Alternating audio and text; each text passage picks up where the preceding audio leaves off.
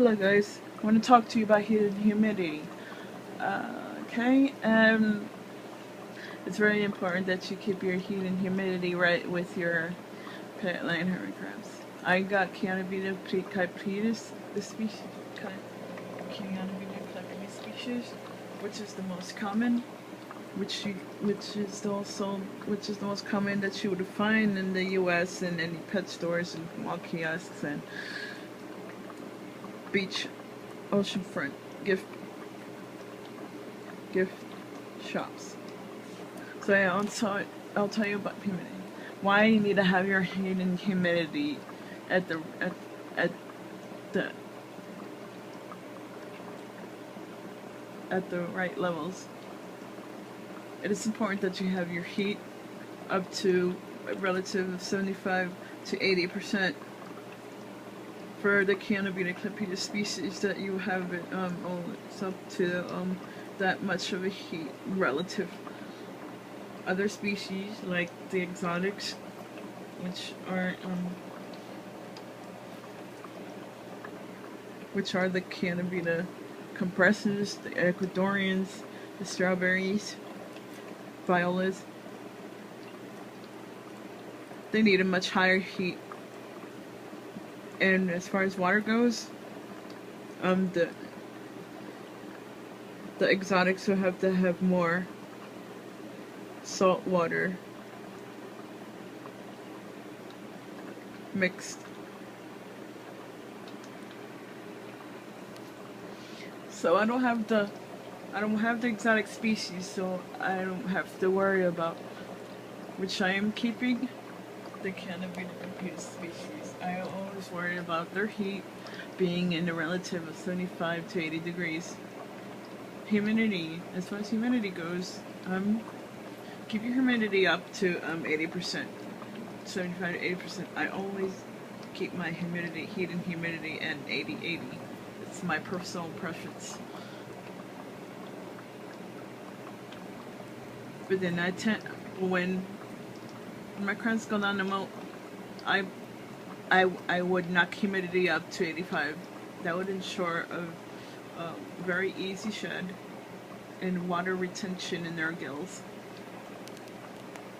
My theory is when they go to their water, when they drink the water, they retain their water and then their abdomen also.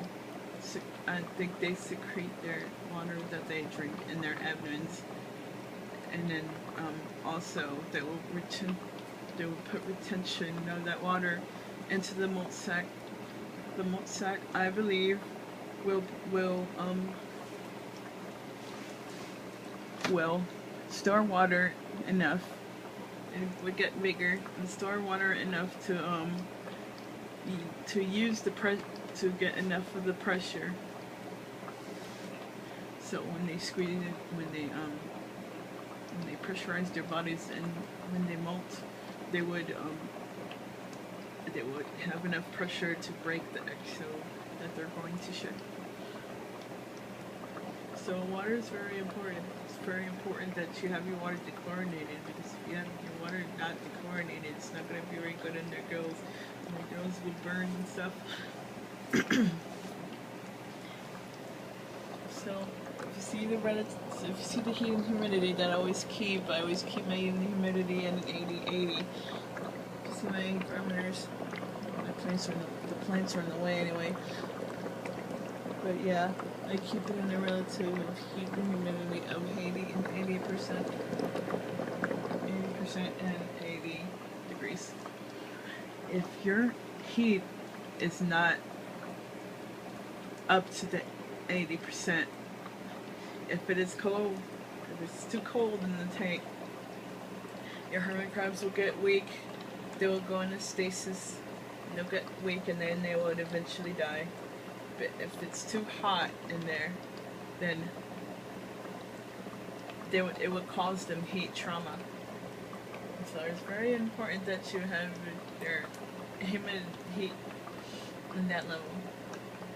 About humidity, if your humidity is low,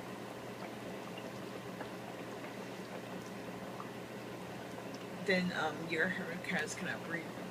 since they have modified gills, they need to have enough water in their gills, but they need to have the gills moist. They don't have lungs like us humans do. They just have modified gills.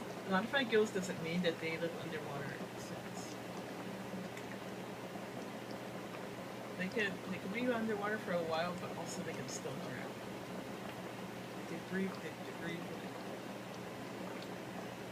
So I'm sharing you my theories.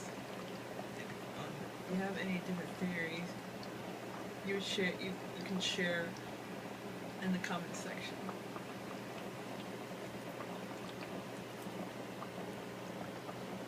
So yeah, it's pretty interesting on how these little guys live, and how little guys go throughout.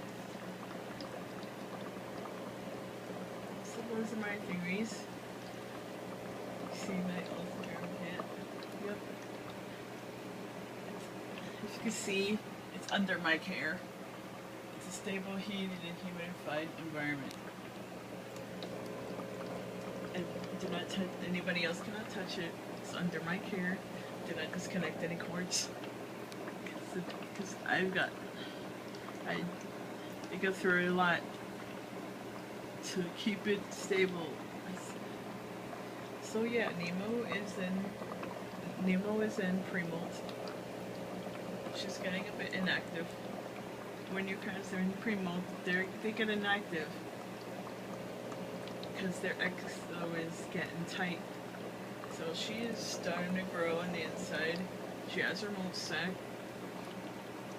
She still needs to get some water to retain in her abdomen and put in her molt sac, so she can start getting the pressure ready to break the exo that she needs to shit out. After molting, after post-molt, you're probably just a bit tired because they've already gone through the rigorous mission of shedding. So after molt, you have to make sure you have calcium, lots of calcium, minerals, and nutrients. Put in all the nutrients you can get. Give them anything. Put in all the proteins they need. That's what they made them need. Proteins, calciums, minerals,